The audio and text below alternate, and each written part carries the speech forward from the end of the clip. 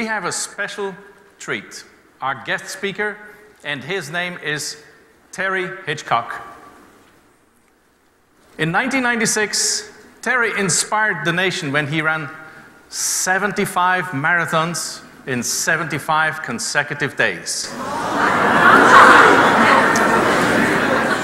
By the way, did I mention he was just 3 years short of his 60th birthday when he did that?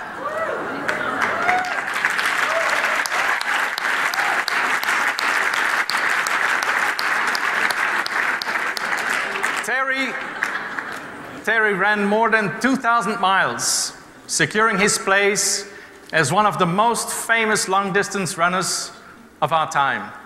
And he was awarded the Medal of Merit by President Reagan.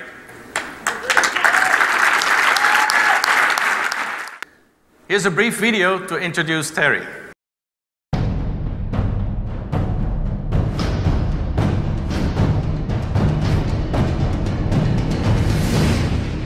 This is the story of Terry Hitchcock and the 2 marathons that shaped his life. The one he ran and the one he lived. The 5 of us was a very tight family. Fun, telling jokes. I got a call one day from Sue, and she said, would I mind coming home? She said, I just came back from the doctors. The doctor said I had breast cancer. When Sue died, I said to God, how come not me? But I think I had a lot to learn. I began to appreciate what single parents go through.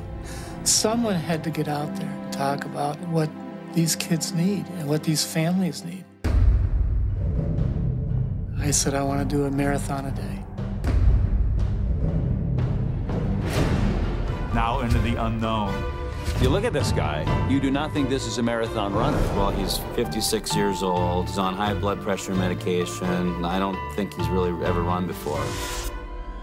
What did I get myself into? Numbing cold, stifling heat, uphill, downhill, day after day. His feet were just eaten up from the constant pounding he was taking. I started to feel real dizzy. Everything started getting red. I'm getting chest pains.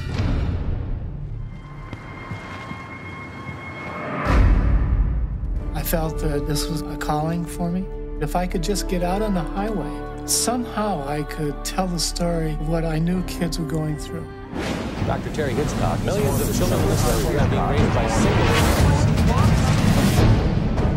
It was very cold. There are all kinds of side effects from not getting the recovery. It was 24 hours a day. Now the people around you are starting to go away too.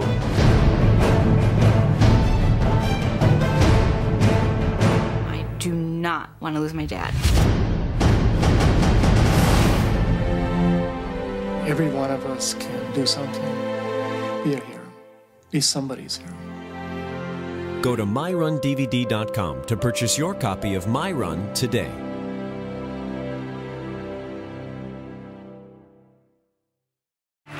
Ladies and gentlemen, Terry Hitchcock.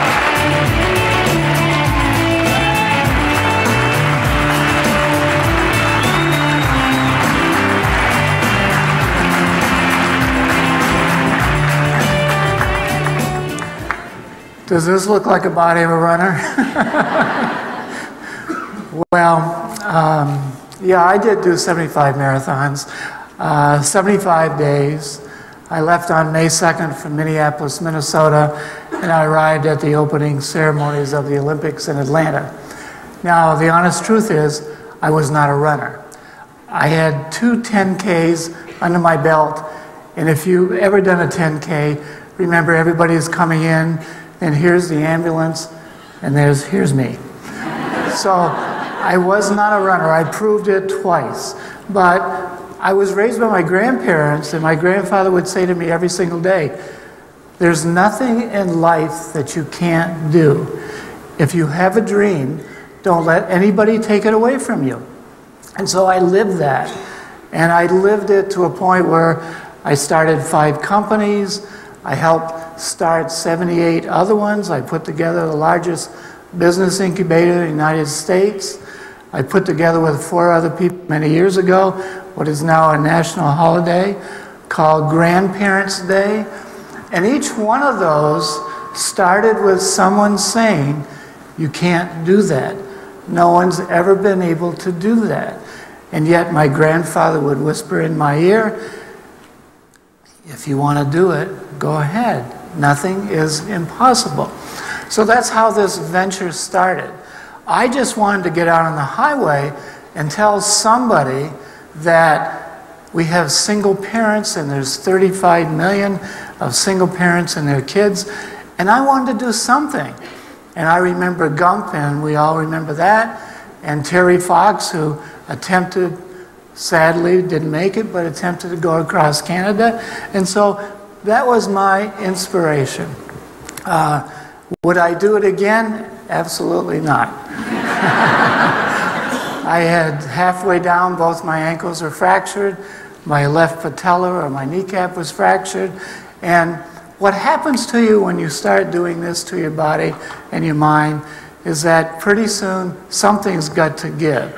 It's not just a physical run, it's also a spiritual run, because if you don't have a faith, you can never make something like this. And then it's also a mental run. And about halfway down, if anybody's a real true runner here, you know, of course, there's the first wall about 20 miles out in a marathon. I cannot say that I ever hit it because I think I was struggling every time I put my foot down. But there's a second wall, no one knows where it is, no one has ever experienced, but it's out there. People say something will happen to you. And about the 45th day, something did in fact happen to me.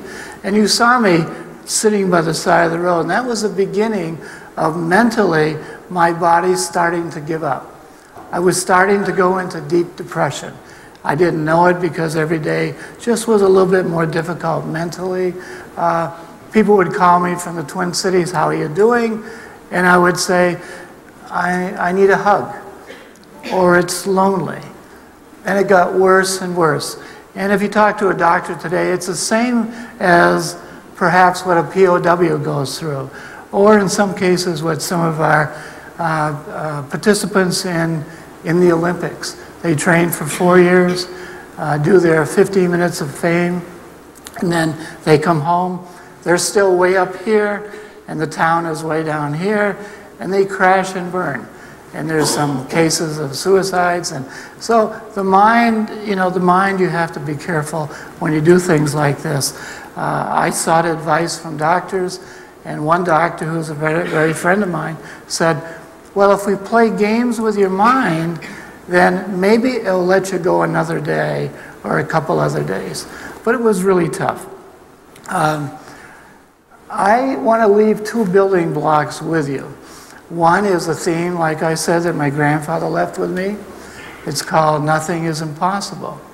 The other theme is not really a theme, it's really my just telling all of you today. And if I could go out and shake your hand right now, I would, but time's of the essence. But I just want to say that all of you are a hero. You're a hero to at least one person. And I'm going to prove that by the end of my talk today. This theme of nothing is impossible, people come up to me all the time and say, you changed my life. I didn't realize I could do that. So with that said, now I want to tell you my family. My wife, who, as you know, died of breast cancer when she was very young, in her early 30s. And I had a senior job at a company, and 2 days after her funeral, I lost my job. It's called politics. And so I was faced with, in that particular week, 3 young children, no family. My spouse had just died, who I love dearly, and a job, and especially for a guy, I mean, that's what you need, that's what you want.